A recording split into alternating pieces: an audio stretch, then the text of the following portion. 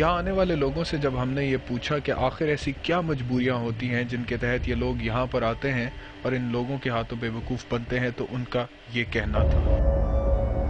ये बच्चा मेरा बहुत रो रहा सी, ये वाला पता ही होना, बड़ा ही रोंदा सी। ਉਹ ਇੱਕ ਆਇਆ ਸਾਡੇ ਘਰ ਨਾਲ ਮਸਾਇਆ ਸੀ। ਉਹਨੇ ਕਿਹਾ ਕਿ ਮੇਰੇ ਹੱਥ 'ਚ ਕੋਈ ਆਦਮੀ ਹੈਗਾ, ਤੈਨੂੰ ਪਤਾ ਅਸੀਂ 2 ਦਫਾ ਇਹਦਾ ਆਪਰੇਸ਼ਨ ਕਰਾਇਆ ਤੇ ਅਸੀਂ ਲੈ ਕੇ ਜਾਂਦੇ ਸਾਂ ਤੇ ਘਰ ਲਿਆਉਂਦੇ ਸਾਂ ਤੇ ਫਿਰ ਬਿਮਾਰ ਹੋ ਜਾਂਦਾ ਸੀ। ਫਿਰ ਇਹਨਾਂ ਨੇ ਦਵਾ ਕੀਤੀ ਤੇ ਇਹਨੂੰ ਆਰਾਮ ਆਇਆ। ਜਦੋਂ ਦੀ ਇਹਨਾਂ ਦਵਾ ਕੀਤੀ ਨਾ, ਸ਼ੁਕਰ ਹੈ ਖੁਦਾ ਦਾ। ਬੇਟੀ ਮੇਰੀ ਨਾ ਉਹਦੇ ਬੇਟੀ ਹੋਈ ਸੀ ਤੇ ਫੌਤ ਹੋ ਗਈ। ਉਸ ਤੋਂ ਬਾਅਦ ਉਹਨੂੰ ਕਿਹਾ ਕਿ ਕਿਸੇ ਹਕੀਮ ਤੋਂ ਦਵਾਈ ਦੂਈ ਲੈ ਲੈ, ਤੇ ਨਹੀਂ ਉਹਨੇ ਲਈ। ਉਹ ਕਹਿੰਦੀ ਨਹੀਂ ਅੰਕਲ ਕੋਲ ਜਾਣਾ, ਮੈਂ ਜਿੰਨੇ ਬੂਟੇ ਦਾ ਇਲਾਜ ਕੀਤਾ। ਤੇ ਸ਼ੁਕਰ ਹੈ ਖੁਦਾ ਦਾ, ਉਹਦੀ ਬੇਟੀ ਇਹਨਾਂ ਦੇ ਕਹਿਣ ਤੇ पैदा हुई। मेरे तो पहले स्टार्टिंग में पेट में दर्द हुई थी अचानक ही, तो हॉस्पिटल लेके गए थे तो उन्होंने कहा था जी इसके पेट में दर्द हो रही, पता नहीं क्या कोई नस वगैरह का मसला हो गया है। तो हॉस्पिटल से ऑपरेशन हुआ है, उसके बाद फिर वापस में जमा आए। उसके बाद फिर मेरी जो पाँव में बहुत ज़्यादा जलन होती थी और मुझसे उठा नहीं जा रहा था चारपाई से। तो फिर दोबारा हॉस्पिटल लेके गए तो फिर ऑपरेशन हुआ। तो जब उन्होंने दोबारा ऑपरेशन किया तो पट्टी रह गई थी बीच में। ऑपरेशन के बावजूद भी मुझे कुछ भी मेरी तबीयत में फ़र्क नहीं आया था, इसलिए फिर इन्होंने दुआ की तो फिर दिन ब दिन मुझे फ़र्क पड़ता रहा। इन्होंने तो ये कहा था कि किसी ने काला इलम किया हुआ है कि जिसकी वजह से ये सारा मसला हुआ है, वरना बीमारी कोई नहीं थी। इन्होंने कहा था कि कुछ जड़ी बूटियाँ लेके आएँ, जैसे कि गूगल हर्मल और भी कुछ थी, और उसको ला के तो इन्होंने धुनी दी, जिसकी वजह से उसके मेरी तबीयत में फ़र्क आता रहा और मैं शुक्र है कि बिल्कुल ठीक हो गया। वरना मेरे पाँव इतने जलते थे कि वो बिल्कुल नीचे नहीं रखे जाते थे। बहुत ज़्यादा बर्फ़ डाल के किसी बर्तन में तो पाँव डालता था, लेकिन फिर भी फ़र्क नहीं पड़ता। जब वो सुन रहते थे उतनी देर तक फ़र्क पड़ता था, उसके बाद कुछ भी। इस चीज़ का साया हो गया था तो मेरा कारोबार भी नहीं, बंद हो गया था, सारा कुछ बंद हो गया था। फिर बाबा जी ने मेरा इलाज किया, ठीक है ना। वैसे कुछ भी नहीं लिया, सिर्फ एक मुर्गी ली है सादी, ठीक है ना, ब्लैक कलर की। उसके बाद मैं बिल्कुल ठीक हूँ, मेरा कारोबार भी ठीक है, मेरी हर चीज़ ठीक है। मुझे डर लगता था जैसे किसी ने चीज़ ने धक्का दिया मुझे। मेरा उस्ताद है राजू पायलट, उसने बाबा जी के पास मुझे लेके आया था, उन्होंने मेरी बात करवाई, फिर मैंने एक मुर्गी दी थी, मैं बिल्कुल ठीक हो गया। मैं तकरीबन 2-3 माह में बिल्कुल फ्रेश हो गया था। 3 साल हो गए मुझे, कोई मसला नहीं अभी तक। 45 साल हो गए इधर रहते। ये मेरा बच्चा है जोड़ा स्कूले पढ़ता सी।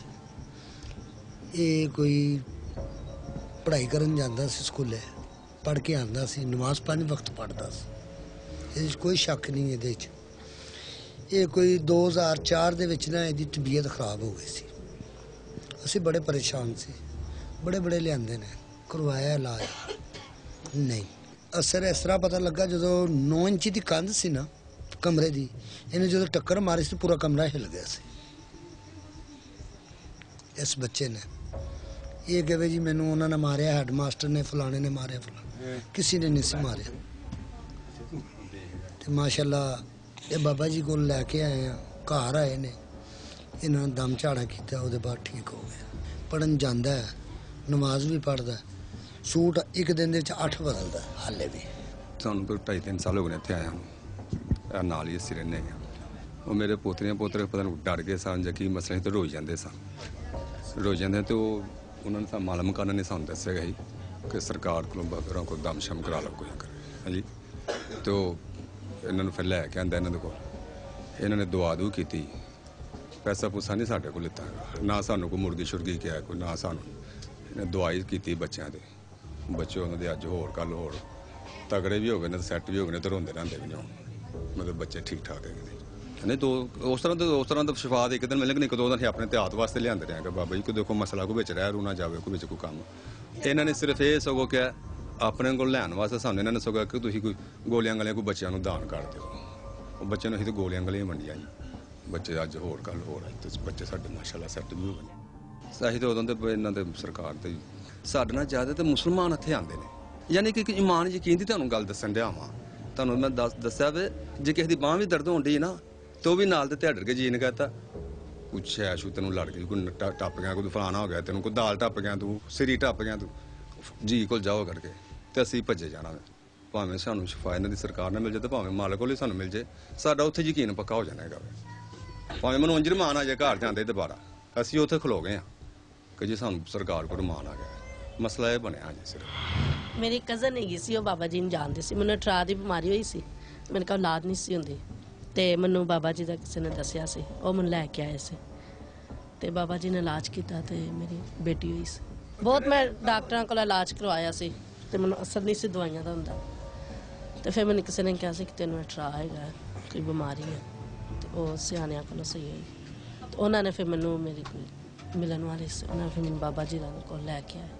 ਫਿਰ ਮੈਂ ਇਲਾਜ ਕਰਵਾਇਆ ਸੀ ਬਾਬਾ ਜੀ ਦਾ ਕੋਲ। ਬਾਬਾ ਜੀ ਨੇ ਨਿਆਜ਼ ਨਹੀਂ ਦਿੱਤੀ ਸੀ ਜੀ, ਚੀਜ਼ਾਂ ਮੈਂ ਦਿੱਤੀਆਂ ਸੀ ਇਹਨਾਂ ਨੂੰ ਤੇ ਨਿੰਬੂਆਂ ਦਾ ਹਾਰ ਦੇਵੀਆਂ ਤੇ ਚੜਾਇਆ ਸੀ ਤੇ ਕੋਈ ਮਤਲਬ ਕੋਈ ਮਠਿਆਈ ਹੋਈ ਸੀ ਤੇ ਇਹ ਚੀਜ਼ਾਂ ਦਿੱਤੀਆਂ ਤੇ ਉਹਨਾਂ ਨੇ ਨਿਆਜ਼ ਦਿੱਤੀ ਸੀ ਤੇ ਖੁਦਾ ਨੇ ਮੇਰੀ ਝੋਲੀ ਭਰ ਦਿੱਤੀ ਸੀ। वाहिद इल्म नूरी है। जो कहते हैं ना कि काले इल्म वाले करने वाले वो मर गए हैं, ना काला को है ना को करता है।